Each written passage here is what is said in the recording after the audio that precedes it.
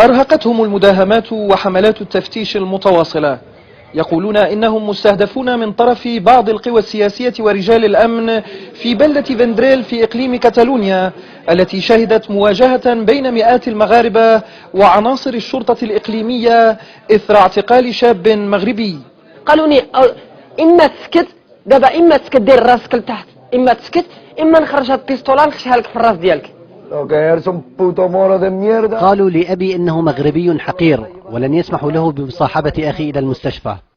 تلك روايات رفضت الشرطة الإقليمية مضمونها، لكن صاحب المقهى حيث اعتقل أخو علال له رأي آخر.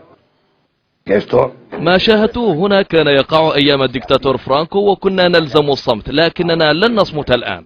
لكن هذه الأحداث لم تعد محصورة على ما يبدو في هذه البلدة، إذ شهدت بلدات أخرى شكاوى مماثلة كان ضحيتها أيضا مواطنون مغاربة. غير بعيد عن بلدة فندريل اختلف المكان ولم تختلف الأساليب.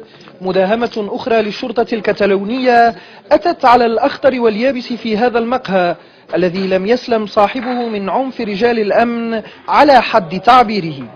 ما بغيتش نسكت لهم بالغوات هكا، انا مول المحل شدوني يخرجوني ربينا تيتكاري الكماره ديالي الارض.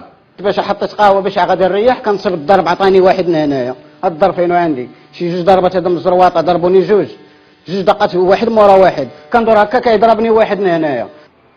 أحداث يخشى البعض أن تتكرر في بلدات كتالونية أخرى تحتوي على نفس العناصر التي فجرت مواجهة فندريل، أزمة اقتصادية خانقة ومراهنة سياسية على ورقة الهجرة لكسب الانتخابات. أيمن الزبير، الجزيرة، من مدينة تراغونا في إقليم كتالونيا.